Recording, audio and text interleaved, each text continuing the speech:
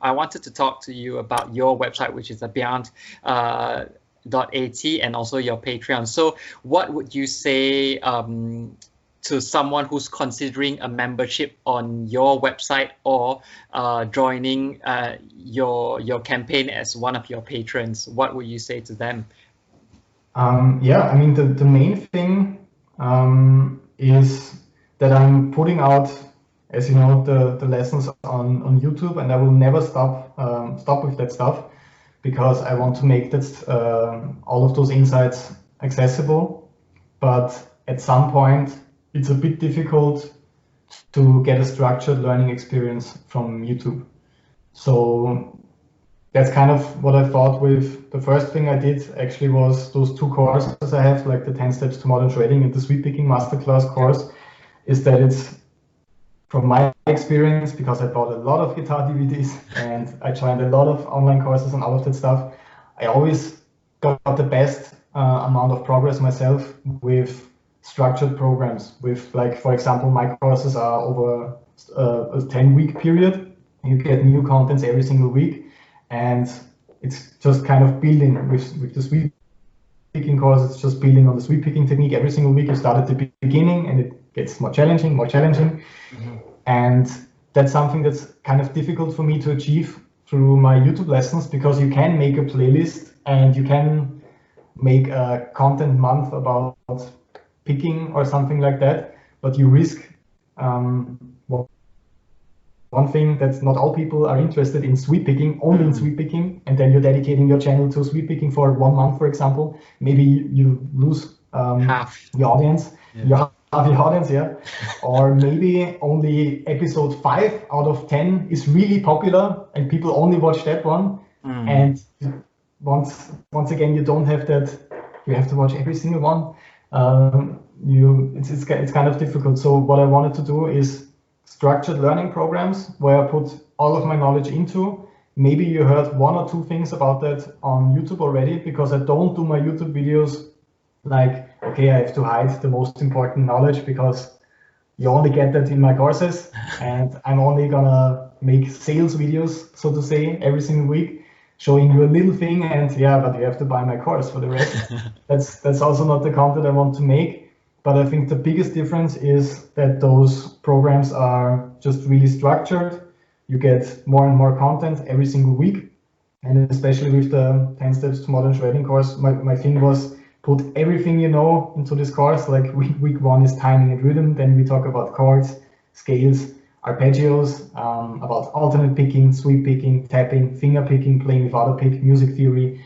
So pretty much everything that I would like my students to know about is just in this one kind of thing. You don't have to click yourself through a huge library, it's all there. And the other idea I had with Patreon, because I don't just want to make some kind of crowdfunding, like I'm cool, please support me. I always want to give something in exchange. So the obvious choice was providing the tabs, the guitar profiles, and practice backing tracks that I export for every single lesson that I do, where I just put the MIDI drums and the click together for the exercise and export that in like 3, 4, 5 different tempos, so you can use that in your practice routine. Like, provide all of that material for the free YouTube lessons, so you can really practice that. And that's it kind of works well for me, because the one thing that I can do is put out these structured learning programs, and the other thing I can do is directly link to YouTube. So whenever I put up a new YouTube lesson, I can add all those files and interact with the students on Patreon. That's also something that kind of gets lost with all the YouTube comments. You can't reply to every single one. You can try, but it will get difficult at some point. And those are the 2 kind of things that also allow me to make a living with all of that stuff, because as we said, you can't do that with YouTube. Some people can do that, of course, when you take a lot of brand deals and go in that kind of direction, but I'm not really talking about equipment and all of that kind of stuff. I'm only talking about exercises. So that has made it possible for me to do that for a living, and it's actually more profitable for me than going on tour or doing all that kind of stuff right now. I mean, I never chose music to become rich, because it's really the wrong career for that, as you might know. But it's great for me to see that this is becoming my main thing that I can put my time into.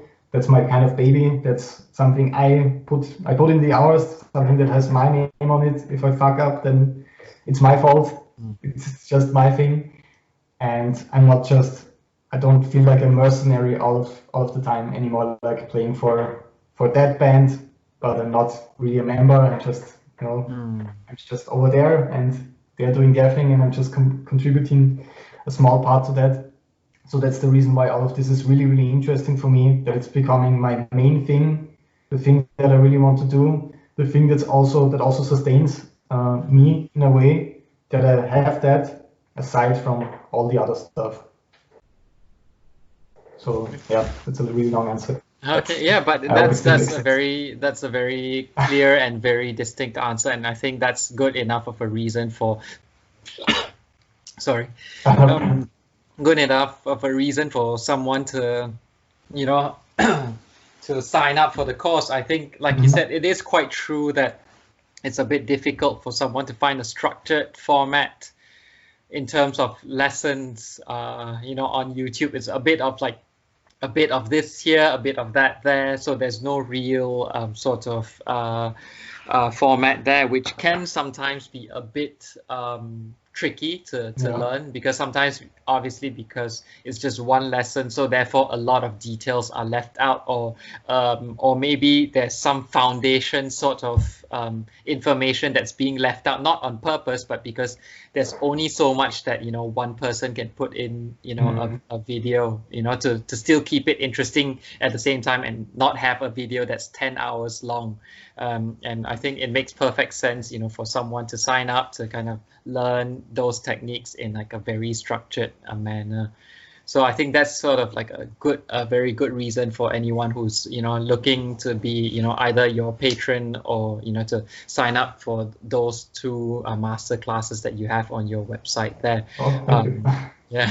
So all right, thanks. So then, okay. So speaking of gear, without going too much into gear, so what sort of gear do you think one must have in order to have proper practice routines? Because obviously some would say, okay, all you need is your guitar and a metronome, but then at the same time some may argue that no, you actually need an amp as well, because you need to hear the tones that are coming out from your picking, because picking without an amp versus picking with an amp, especially with distortion, is very different, like where you palm mute and things like that. So in your opinion, what sort of gear must one have in terms of the minimum level in order to improve efficiently? Well, for me, I have a really, really basic setup, and every year I think to myself, I'm going to expand it. I'm gonna build my home studio finally, but it will take some years for me. So my setup is really, really simple. I just have right here how is it called? The Focusrite Scarlett interface. I think pretty much everybody has heard of that one. Yeah. So it's really just a USB interface that you can plug your guitar into. And I'm currently practicing with the Neural DSP Plini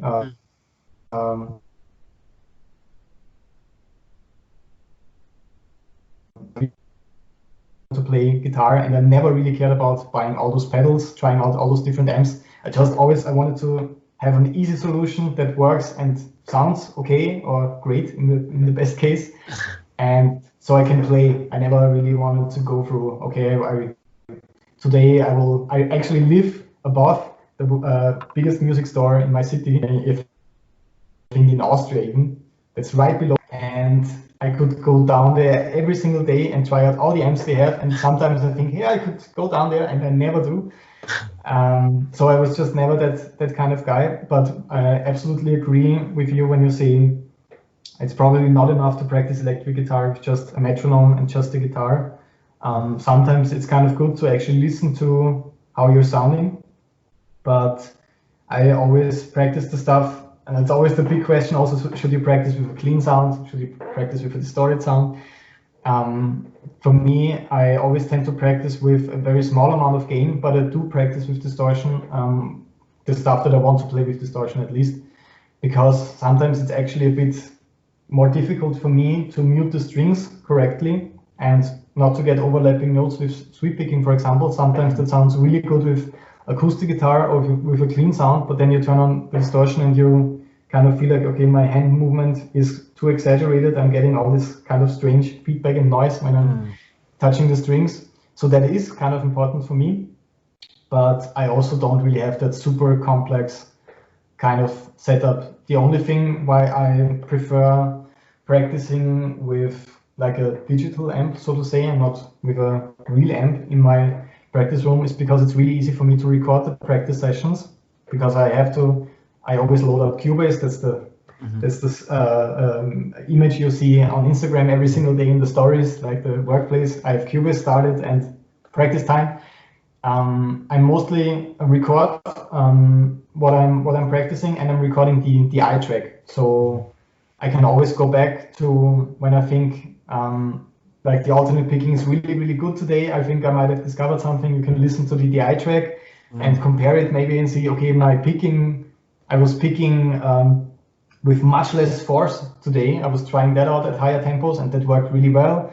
Or sometimes you can only hear like that tiny sound you make when you get stuck between the strings with fast alternate picking. When you transition to the next string, you have that you can't hear with distortion. Then you listen to the eye track and you suddenly notice, okay, it's not that clean or as clean as I thought that it would be. So that has also really helped me going back to the practice sessions and really listening to the DI tracks. Although I practiced with distortion, I go back, listen to the DI tracks, check out what worked, what didn't work. And the next thing that's really cool, that's irrelevant right now, but I also take this exact setup on tour all the time. So I practice with my laptop with the exact same sounds. And when you're away for like 1 month or even longer than that, it gets really weird when you work with something that you're not used to. Like if you have this big like half stack in your room and that's your sound and that's what you work with, and then you take like this kind of small practice setup with a plugin that you never used and you used it to warm up for gigs that are really important. It was always also kind of weird for me. And the one thing that I also use is a camper profiler on stage. That was also a pretty big revelation for me, because in that touring thing for the pop band, I had 2 pedal boards like that size, I think, with tons of effects, because I have to play acoustic and electric guitar. And now I just have like the camper remote. I play acoustic and electric guitar over that one. And to me, those solutions are always best when it comes to equipment, like not having tons of stuff, because the patch cables always break. The sound boxes sometimes break. You have to figure out, okay, what's broken now, what part of the signal chain is causing troubles. So I always kind of go with the minimal effort thing. But for the YouTube videos, I think I have to do something about my sound. I have to get more into that, into the mixing thing. Like all those studio guys have amazing sounding videos. I don't have that. For me, it's always about the practicing and the technique. So that's something I also want to get into. Yeah, you're never done. That's true. Well, it's a never-ending endeavor to kind of improve, because I don't think there will be a point where we feel that we've done enough and there's nowhere where we can improve. And I think, we hope that day never comes as well, because obviously we want to continue growing. Okay, well, thanks so much for sharing your setup. I think it makes perfect sense as well. So then before we conclude, what I wanted to find out, and also for your fans to find out what's next for you. Are you having any plans to do something different in the near future, or are you planning to work even harder to generate more content for your YouTube channel or for your website? Thanks for asking that. It's always great to get to talk about that. The one thing I have on my plate for 4 years now is an instrumental album, and this is something I want to do the right way. This is not something I want to put out like, I got some traction with YouTube, I'm gonna put out some songs and maybe somebody likes them. That's not what I want to do. over the last couple of weeks, we filmed 4 music videos, and I've been working on this album for really 3 or 4 years. I was done at one point and I ditched the entire thing and started once again because I want this to matter and I don't want to put out like a new record or a new song every year. I want it to be perfect. And it's almost done right now, and I don't know if I can release it this year or next year, but it's coming for sure. I got the music videos, I got everything, I got the album artwork, but I'm still not happy with the mix, and I'm very sorry for the producer. He's doing a great job. We are kind of doing something completely different, at least if I'm considered with that, because at one point it was kind of a straight metal instrumental shred record, and it was good, and I listened to it, and then just kind of ask myself the question if the world needs one more album like that, and I think that's not the case. There's plenty of great stuff out there already, so I'm going into a really different direction, and I'm really excited about that, and I hope that I get to share that soon. And I also have an electronic metal project that's called Q-Stack, and we are releasing an album also quite soon. So the next phase for me is keeping the YouTube channel growing. I will do everything like I'm doing it right now. It works out great and I really enjoy doing it, but I also want to get some music out because yeah, why practice if you don't play? Yeah, and if you don't compose some stuff and if you're not making music? But as always, I'm kind of weird when it comes to that. I want to do it the right way. It doesn't matter how long it takes. Like you don't get to make an album every single week. You get to make YouTube videos every single week, and I can make sure that they are really good. But when it comes to releasing actual music, I have some kind of crazy quality standards because I always think about that's kind of left when I don't want to get sentimental or anything like that, but that's like the only thing that's left of you with your name on it. Maybe when you're gone, and it should be good. So I want this to matter, and I hope I can release it soon, and I'm really excited about it. I never did anything as challenging as that. I didn't want it to be like completely just showing off, or this is all the techniques I practiced, now look at me, I can kind of play it and all of that stuff. I still wanted it to be good songs that you can listen to, and I found it very difficult to compose instrumental music. I never did that before. So when I started out, I was still in the mindset of, okay, this could be kind of a chorus and this could be this thing, but you don't really get to think like that when you make music without vocals, and you have to transport a message without lyrics. In the best case, when you listen to the song, you kind of get what I'm trying to say without any lyrics and all that stuff. So yeah, I think that's the next thing. I'm also I'm working on a new course. I'm always working on a new course, but those are always 1-year projects. Sorry. That's fine. Don't worry. I'm always working on new courses, but it takes around 1 year to do them because I edit them myself. Like I don't know how much video footage, 80 videos I think it was with the last course, and it's challenging to do that when you're also doing YouTube content when you're doing a course. Another thing that's coming out is I did an online course for a guitar app that's called Fratello. I don't know if you heard about that one. There are tons of guitar apps out there, and I'm usually not a big fan of that stuff. And I got approached by some of them already, like where you can touch your phone to come up with chords, and then you can strum like that. Okay, wow. That's not my kind of thing. But Fratello is an app that's all about practicing. So they got my interest right there, and they're working with some kind of artificial intelligence that also gives you playing feedback, like how you're hitting the right notes, how you're playing in time, all of that stuff. So that's really interesting. In the last 4 months, I was putting together a course for them, and I think 2 weeks ago, I was sending it over, and they really liked it. And I don't know when it's going online, I have no idea.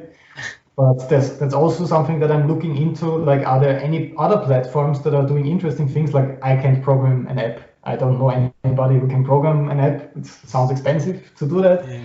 So I'm really happy to hop on stuff like that, where there's also there's already a company that has established that kind of thing, that kind of software, and where I can contribute something like that. So that's also something that I'm always looking for. So yeah, I think, yeah, that's a lot of stuff to do. Wow. But Seems like you'll have like a very busy time, whether, you know, we get past this whole pandemic or not. It yeah, looks like you're going to have a busy, you know, at least a year or two, yeah, absolutely. like being very busy then. That's the really strange thing. Like you said it with the pandemic, like there are already concerts set and tours set for next year, but I have no idea how realistic that is. And the thing is, since the band I'm playing for is relatively well known in Austria and in southern Germany at least, with the bigger venues, they are completely overbooked for next year. So if you cancel concerts, like we have a December tour scheduled for this year, like being really hopeful that it happens. And if that one is cancelled, we can't do it next year because all of those venues are completely overbooked because everybody wants to play the bigger and nicer venues. So you have no chance doing that next year. So maybe, okay, the year after that, or maybe a year after. So nobody really knows how long it is going to take. So I'm really happy to do all of that stuff right now, and that there are possibilities to keep doing that, because I don't want to go back to my old job, to the crappy call center job that I left 4 years ago. It would be a nightmare.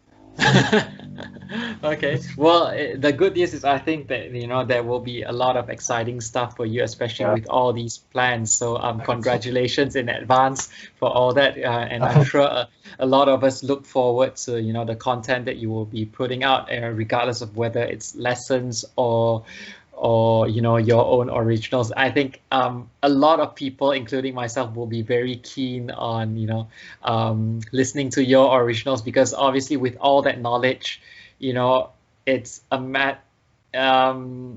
think in your case the difficulty is to use that knowledge responsibly, and not, like you said, you know, and not nerding out and, like, you know, just showing off every single technique you have. It's really not about that. It's about, you know, what is pleasant to the ears. That's all that matters at the end of the day when it comes to turning out music. Okay, well, thanks for sharing all that. So before we leave, do you have any, you know, advice for anyone who is, you know, either aspiring to be a musician or an educator like yourself, or someone who just wants to improve technically? Do you have any advice for those people?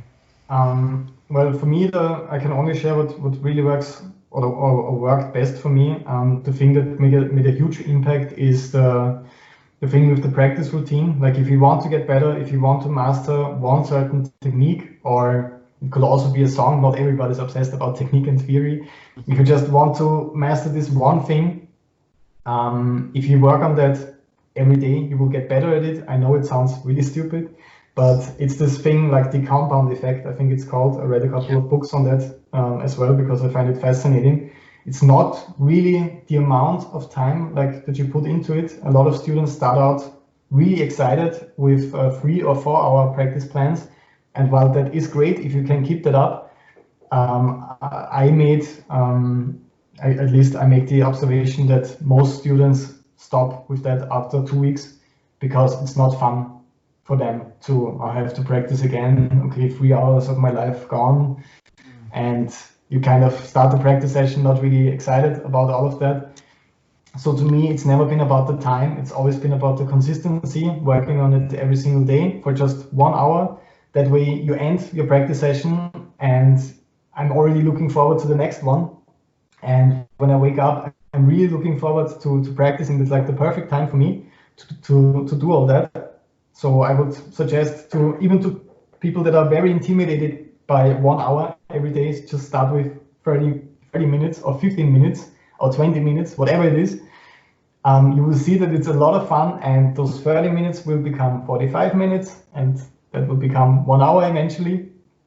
It's really all about that consistency. And when it comes to teaching, the one thing I can obviously recommend is starting. That's something that was really holding me back in the beginning, because I felt like, yeah, I know a couple of things, but I'm not a teacher. I can teach I can't, why would I teach somebody about anything? Because it always feels like the stuff that you know about, like everybody knows about, like we discussed before. So that's something I really had to start and to experience myself to see if I like it. And with that, it also wasn't like a career decision, like I'm becoming a teacher.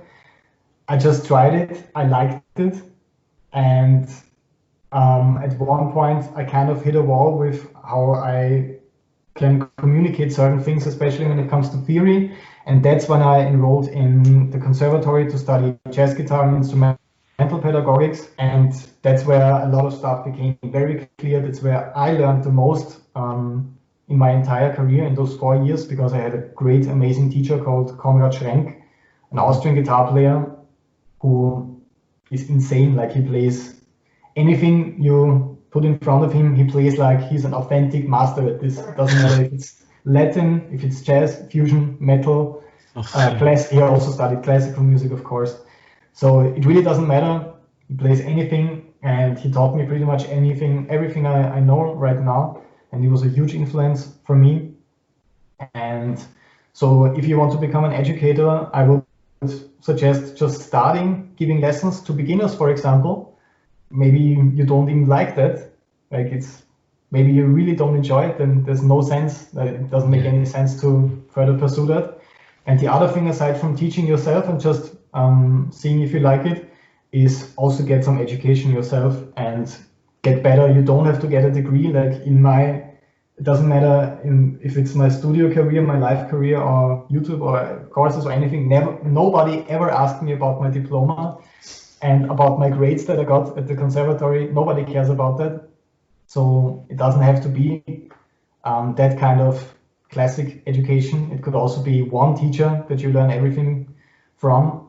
But to me, that really helped me in also gaining confidence. Like,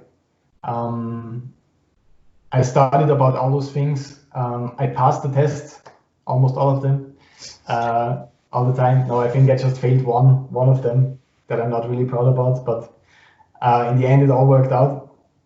And I think those are the two things, like trying, if you even like that kind of thing, and also getting education yourself to become a better educator.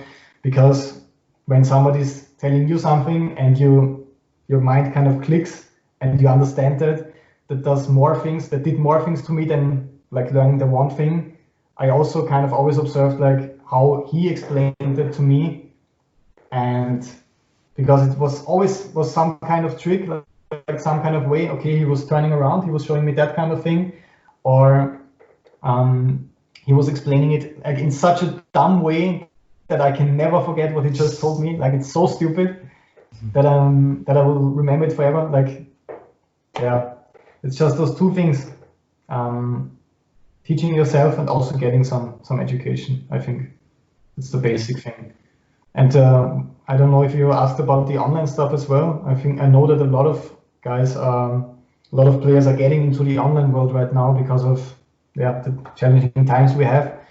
And that's also the thing I talk about most with people that want to start, is they talk about starting all the time, but they never get started. Like, it's so intimidating to start a YouTube channel, and it was always really intimidating for me as well, especially last year when, as we said, when I had just a couple of subscribers that didn't care about me because they were, I think they subscribed like 10 years ago when I started the channel. So I had 0 subscribers, basically. Nobody cared about that. And it was really intimidating to start because there are so many great guitar players online already, so many education platforms, so many shred guitar players, that you kind of think about, why should I even begin with that stuff? It's impossible. But once you start just doing that stuff, just do it, and you end up liking it, you will have some sort of success with it. And maybe it's not the success you think it would be, but maybe you end up talking about, I don't know, one pedal once, and that video is really good, and then maybe I should do equipment videos, and you started also as an instructor or anything. It doesn't matter. The stuff that's a lot of fun for you to make, and that also, in the best case, is interesting for certain people, will make it happen for you, I think. So just do it. Yeah, exactly. Just do it, and don't Yeah, I think nothing ever happens. I think nothing will ever happen if you don't try. And I think that's very true what you said, because a lot of people have a lot of great ideas that just they forget about because they don't just do it, you know. And I think that is the key. It's as simple as that. It's seriously just do it, and then you know, you'll see what happens depending on the traction, on the feedback. You tweak your content, and then you slowly get better, and you slowly kind of dive into your own niche there, where people know what you kind of have your own signature product, you know, eventually. Exactly. Yeah. So, but again, the key is to just do it, like you said. Yes. Yeah. So yes, do it. Exactly. All right. Well, so thank you so much, Bernth, for spending so much time with me today. And I'm sure a lot of people will, you know, take your advice and words, you know, to, you know, help themselves improve. And I'm, you know, on behalf of everyone who will be watching this episode, I would like to thank you, you know, for taking the time out of your busy day to, you know, do this episode with us today. So I hope you had a lot of fun, because I did have a lot of fun. So thank you so much for sharing everything earlier just now. And, you know, I wish you nothing but success in your future endeavors, and we will keep in touch. Same to you. Same to you. Right. Thank you very much. So much. All right. Take care. Speak soon. Okay.